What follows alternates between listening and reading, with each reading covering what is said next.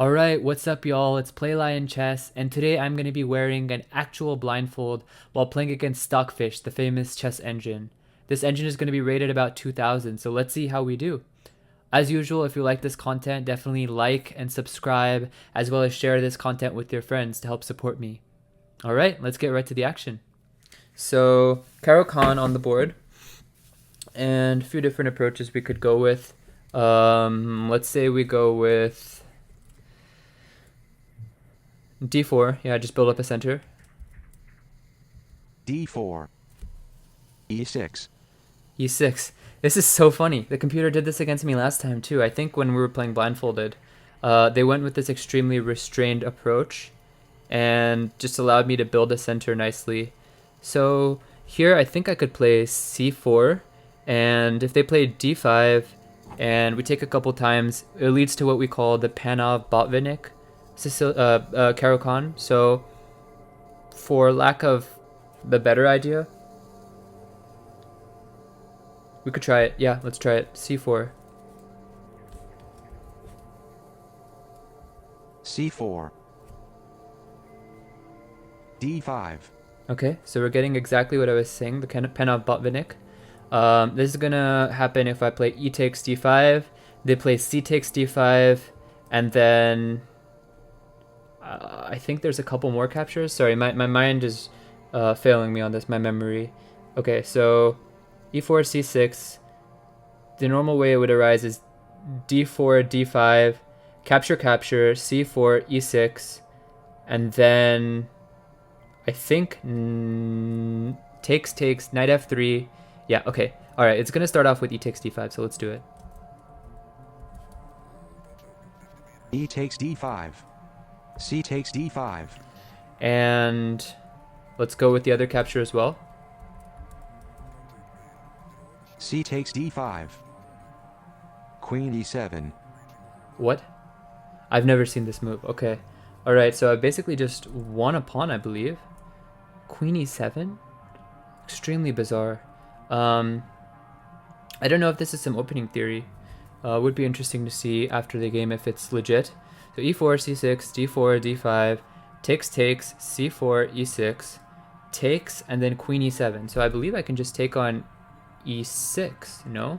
And if they give a check on b4, queen b4 check, I can play knight c3, and it's not like my pawn on d4 is hanging. My queen is still looking at that pawn. So let's take on e6 with the pawn, and if they take back with the queen, we can play bishop e2 and knight f3 and castle. So looks like a clean pawn to me. I'm not sure what's up. Okay, let's try to type this. D takes e6.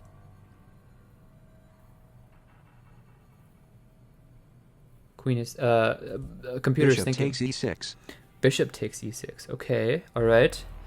Kind of makes sense. So I have an isolated pawn on d4, but it is an extra pawn. They don't have any c, d, or e pawns, and I have a d pawn. So that's the only difference in the positions right now. So bishop e6. I think I want to just play something like bishop e2, knight f3, castles. If I'm forced to, I'll play bishop e3 to defend my pawn. Yeah, it looks healthy. I can't. The worst case is anyway lose the pawn, and it's not that big a deal. I'm still up that pawn. Let's do it. Let's do bishop e2. Bishop e2. Knight d7. Knight d7. Okay, just developing that piece. Let's go with knight f3. Knight f3. h5. h5. Okay, so starting some potential attack over there.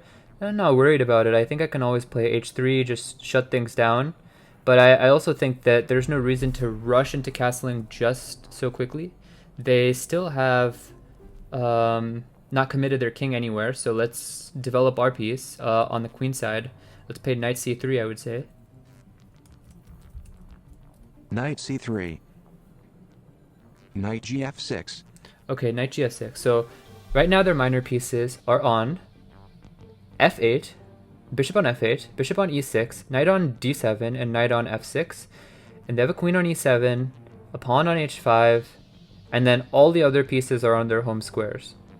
Okay, and then for me, I have pawn on d4, bishop on e2, knight on c3, knight on f3, and everything else is on its home square. Okay, so last move was knight f6.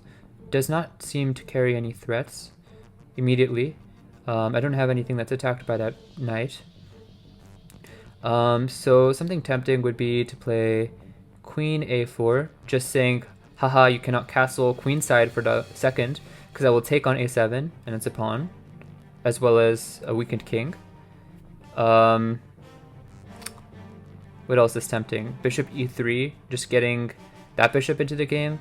Potentially a reason to hold off on that is because queen b4 hits my b2 pawn that's undefended.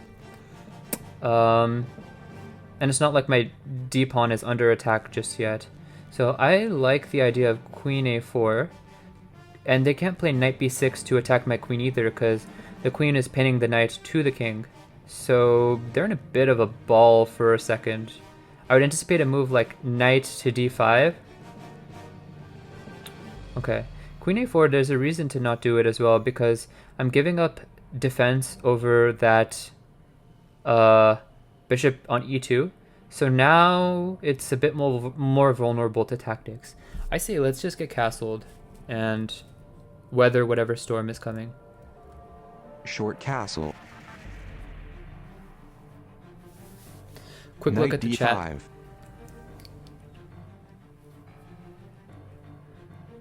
Yeah, I can't see that message in the chat because I'm blindfolded, right? Hey, what's up, Chesses V? What's up, Proobs? Snoozy? Welcome, all of y'all. Appreciate you guys coming out to watch me play blindfolded. This one is timed, so I will get back to the action.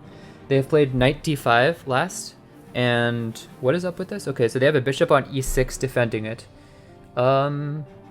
I still want to just take on d5. They take back, and I'll play rook e1, and that queen is under fire. No, I mean, I have a bishop on e2, but it's close to being attacked.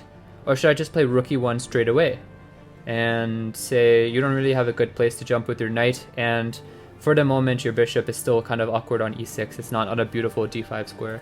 Yeah, I like this quite a bit. Let's play rook e1. Rook e1. Queen e4. Queen b4, so getting the queen to an active square where it puts pressure on the b2 and the d4 pawns. Doesn't a3 just kick the piece? So there's also a concrete threat, I think, of knight takes c3, b takes c3, and then queen takes c3. I can't draw all these arrows right now because, yeah, I'm blindfolded, but I'll show you later. Okay, so a3, and is there a downside of it? I think the queen may go to b6, keeping pressure on both the weak pawns. And then I feel like this is helping me get some attack going. I can take on d5. Hold up a minute. Hold up. Also, if I take on d5 right now, they take back with the bishop. Can I not move with my bishop somewhere? They have to block with their bishop on e7, or they have to move their king. And then I can take on d7 and leave that king uncastled the whole game. I don't see a reason not to do this. Knight takes d5. Knight takes d5. Bishop takes d5. Okay, so now I would play bishop b5 check. Just got to make sure it's a check. Yes, it's a check because there's nothing on e7 and there's nothing on e6. And I don't have an e-pawn. So it's a check. And they cannot take on b5 because it's a check. Because it's e1 checking on e8. So, hey, why not? Like, it's a check, right? And then bishop e7. And then I can take on d7 with check. They have to take with the king, and then I can maybe even play like knight e5 or something. Let's do it. Bishop e5 check.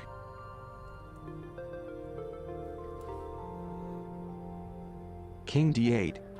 King d8. Okay, so now my bishop is hanging on that square, so it can be taken by the queen, but they haven't castled. So isn't this just awesome for me?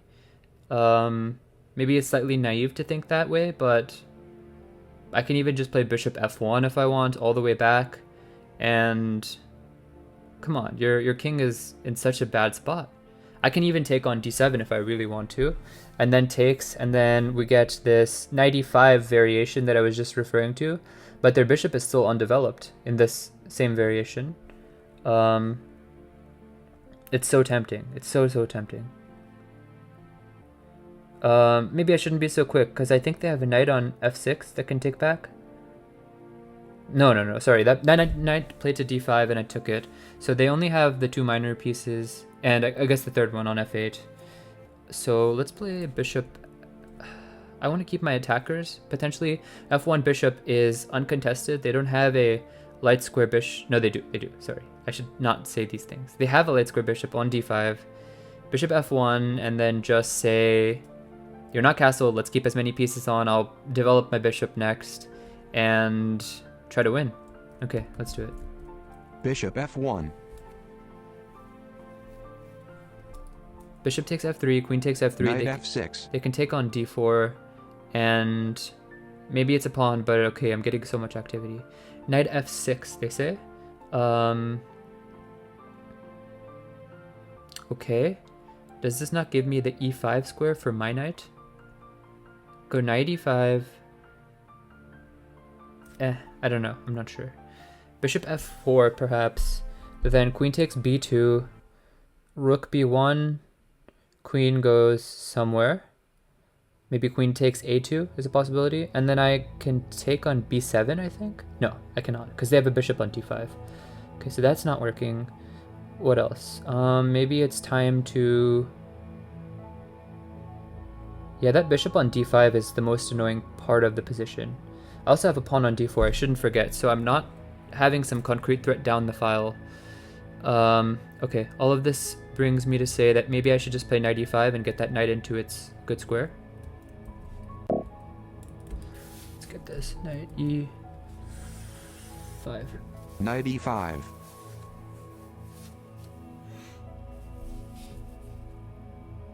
Queen b6. Queen b6. Let's just do a quick time check as well. I have 10 minutes. They already have 20 minutes left on their clock. Wow, that means they've been working that up. Okay, so queen b6. Knight e5, bishop on d5. Okay, so let's just work through all the pieces. My bishop is on f1. Other bishop is on c1. Knight on e5. That's my only quote-unquote developed piece. Rook on e1, pawn on d4, and everything else is home, except the king is castled, yeah. And on their side, bishop on d5, knight on f6, bishop on f8, queen on b6, and everything else is at home, except for the king, which is on d8.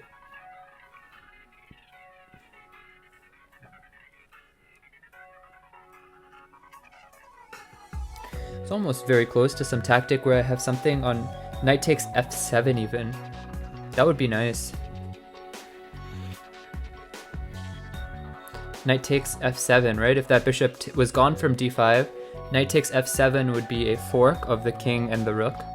The king is on d8, the rook is on h8. So let's play bishop c4. I don't think it hurts to trade those minor pieces now, because also once they take back, that's one fewer defender. Their bishop is a beast right now. So yeah, it's a bit of a, why did you play to f1 and then to c4, but I think it's fine. Also, are they threatening to get their bishop really active, like bishop b4 or something? That's a very likely possibility. So what would I do? Bishop c4, if they play bishop b4, maybe I take on d5, and I'm threatening the f7 stuff. Okay, so I would imagine if bishop c4, they have to take, and then they have to do something about the queen that's hit on b6. And that gives me enough time, I think, to, get my bishop out and not worry about, not worry about bishop b4 so much anymore. Okay, let's do it. Also, the other thing is I'm okay giving up the b2 pawn, because then it opens up my rook on b1 to come out and take their b7 pawn, which is ideal. So let's do it. Bishop c4. Bishop c4. Queen c7. Queen c7. Okay, so now the point is if I take on d5 and they take back, well then I cannot yet play knight takes f7 because their queen is defending it. But I still think bishop takes d5 is desirable. Bishop takes d5, knight takes d5, bishop d2, and I mean, rook c1 is coming, right? And my rook is getting in. That's just gotta be good. Oh, I can't type. Bishop takes d5. Bishop takes d5. Knight takes d5. And follow through with the plan on d2. Nothing is... So, okay, one thing is this. If I play bishop d2, they have bishop d6. But first of all, I don't even have to move that knight. It's defended twice. Second point is, even if I wanted to move it, I could move it to f3, and my h2 pawn is covered, so I'm not worried. Bishop d2.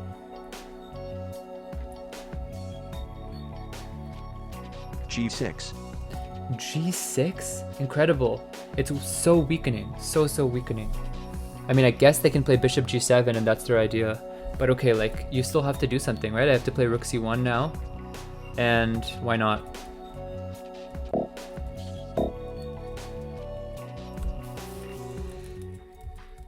Rook c1.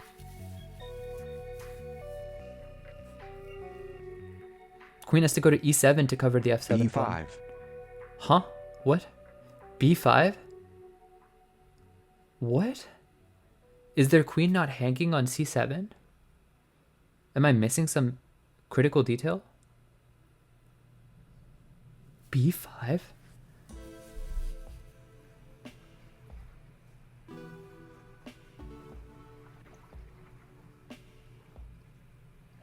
Okay, I'm very surprised by that move. I mean, first of all, I should play rook takes c7. If it's legal, it wins. Rook takes c7. It's a legal move. Is this... Did I mess something King up? takes c7. Am I playing some lower than 2000 level computer? This is not a 2000 level computer if it's blundering its queen. Okay, alright. And I mean, the additional benefit is now everything's loose because that queen is gone. They have a knight on d5. Also, their f7 pawn is hanging right now. I could literally just take it and then start giving a million checks. I mean, come on. How can you play like this? I also have the bishop on d2 that can give checks. Okay, let's just start winning stuff. Knight takes f7, I would say. Knight takes f7.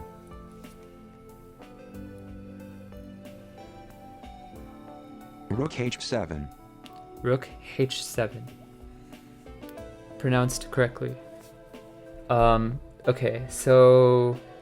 Where's their h-pawn? I don't understand. I thought their h-pawn was on h7. Did I miss a detail? Did they have... I guess they must have played h5. Oh, they played h5, remember? Very early, okay. So they have h5 and g6 structure, and now a rook on h7. I can just return to e5, right? What's the biggie? Unless there's some tactic with knight g5. I don't see it. Anything else? I don't see it. Queen f3 could be a possibility. Attack that d5 knight.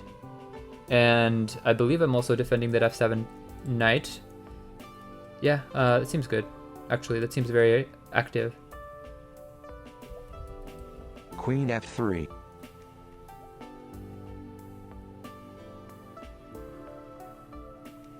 Knight e7. Knight e7. Okay, so their bishop's still on f8. Knight on e7. My knight on e5. They have a rook on a8. My bishop's on d2. That knight was important, right? Because it was controlling the f4 square. So now if I play bishop f4 check, they gotta do something. And they can't even block with the bishop. Oh, this has got to be winning. Bishop f4 check. King b6. King b6. Okay, so they're starting to run. So first things first, rook e6. Is that a move? I think it's a move because the f7 pawn is gone. They don't have a d-pawn. Knight is on e7. That king has to continue to march forward, or no. They can also play knight e7 to c6. Okay. Could I do queen b3 check? Is that a move? Queen from f3 over to b3, and still defending f7, still giving check. And they gotta keep marching with their king. They can't block with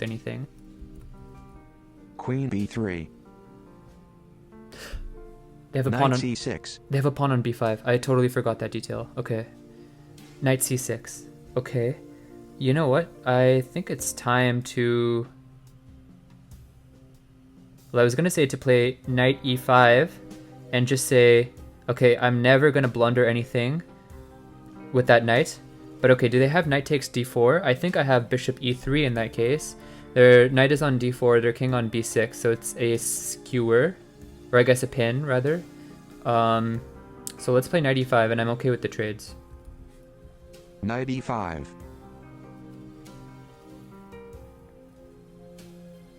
Knight takes e5.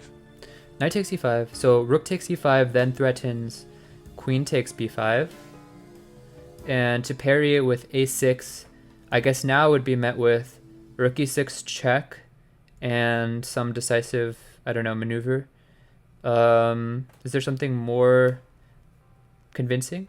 Maybe rook takes e5, a6, a4. Yeah, and come on, you're losing that, okay. No reason to not do this. Oh, hold on. Rook takes e5, what about bishop d6? No, cannot be. Rook takes e5, a6, a4, and bishop d6 is not even possible because rook e6 pinning that bishop. Okay. Rook takes e5. a6. a6, a4. a4. King b7. King b7? I didn't even know that square was available. But I guess, yeah, because they play b5. King b7? Come on, okay. A takes b5. A takes b5. Rook b8.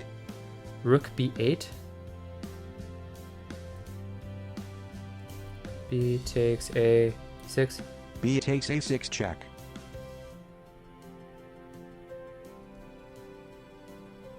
King a8.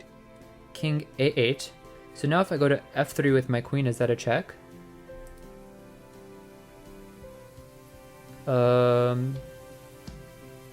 There's a lot of stuff. Nothing on e4, nothing on d5, nothing on c6. It's a check. It's a check, it is. Do I have something better? Well, it's hard to see something better. Maybe queen c4, and then try to play queen c6 next, and swing over with the rook. I like this. Oh, I could also play rook b5. Right? I could play rook b5, and yeah, if they take, well, then I'm coming in with the checkmate on b7. Okay. b5. 5. Rook b5. Rook takes b5. Queen takes b5. Queen takes b5. King a7. King a7, and queen b7 should be a checkmate, I think. I mean, I'm pretty sure the only minor piece they have is the dark square bishop. Oh wait, does the h7 rook cover all the way across? I think it might, because there's no c, d, e pawns for them. They don't have a b pawn anymore. The f pawn is gone. That rook is covering it. Okay, so maybe it's time to just play something like bishop e3, maybe? Bishop e3, and then move my d pawn up and start to get checkmate nets in. Okay. Can't type bishop e3. Bishop e3. Bishop c5. Bishop c5. I mean, I can just take this. D takes c5. D takes c5. King a8. King a8. So now I'll play c6.